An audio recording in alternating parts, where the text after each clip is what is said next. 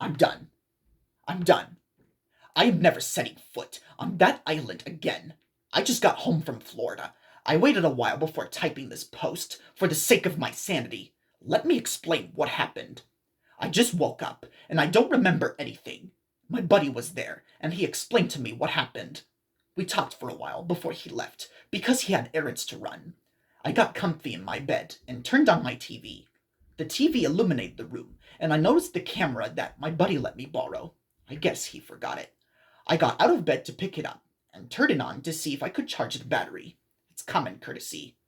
It was then I noticed that there was only a couple of minutes left on the tape. He gave me a blank tape with about 2 hours of footage on it. That means I recorded something.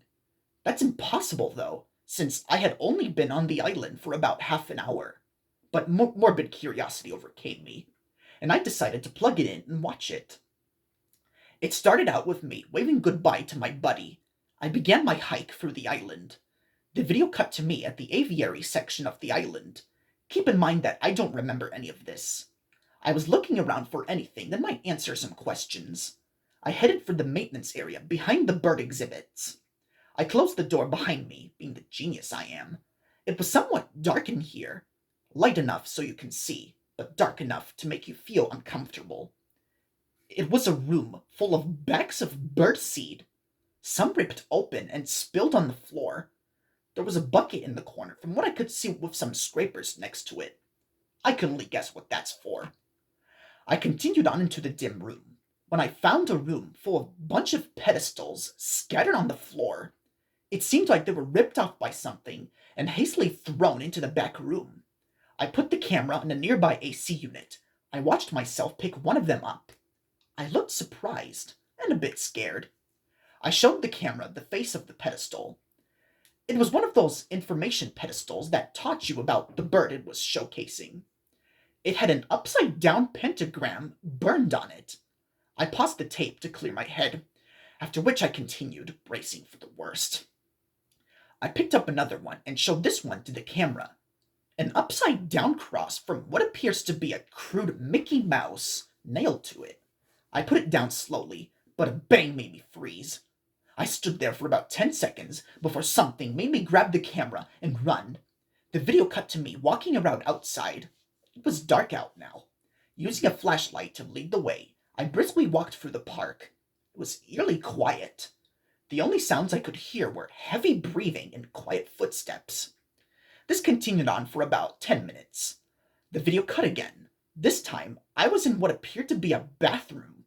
I was kneeling on the ground, facing the side of the stall. I was leaning on it as if I was deprived of strength. I turned towards the camera. I started to sob.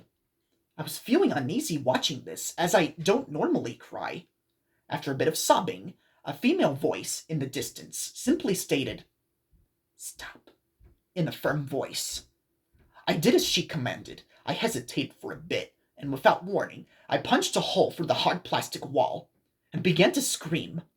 Before the video cut to a new scene. This time, I was in a security room. All of the TVs were functioning properly. They were all displaying different parts of the island. People were hustling and bustling about the exhibits and displays. The camera zoomed in on the date displayed on the corner. All I could get out of it was TH99. I believe it to be the date of the park's closing. It showed there was one man that climbed over the railing to the jungle. The security feed began to fast forward, and stopped after 10 seconds of fast forwarding. What I saw next, I couldn't get out of my mind. All of the people were all in their feet, covering their ears and bending over their agony.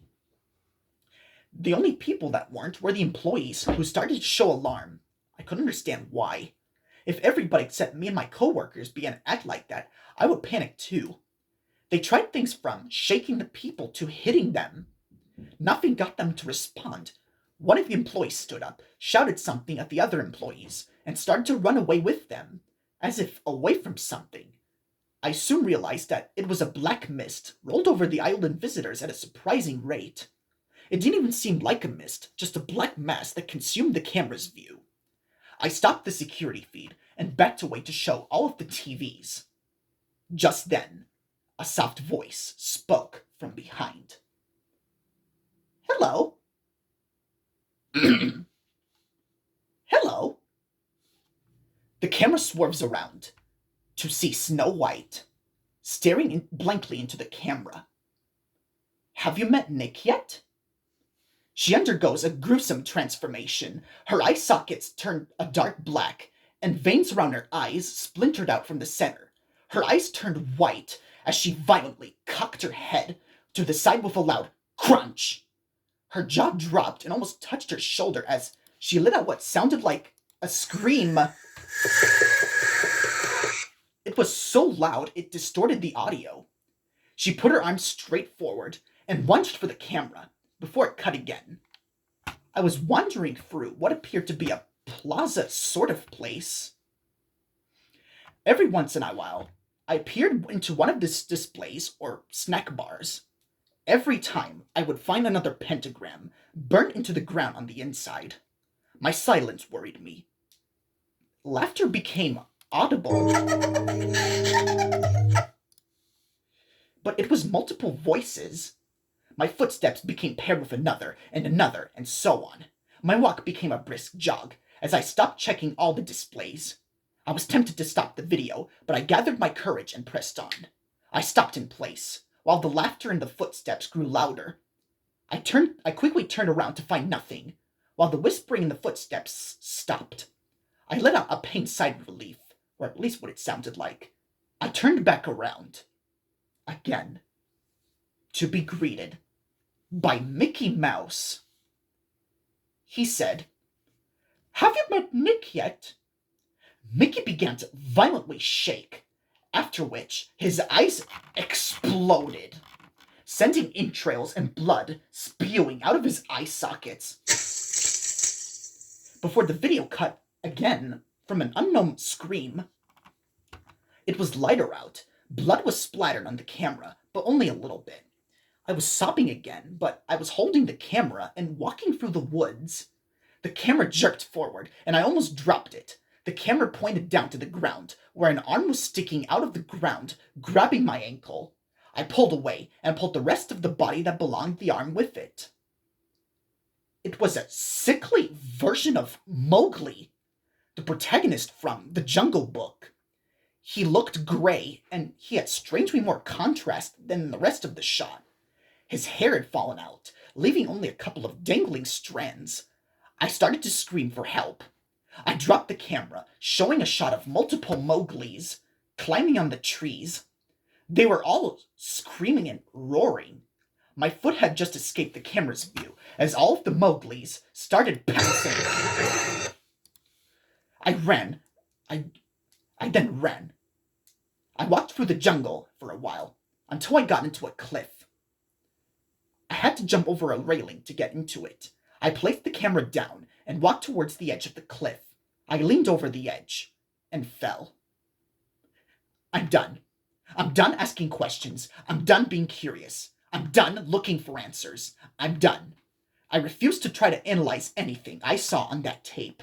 I refuse to further explore the topic. I'm done with this blog. This will be my last post.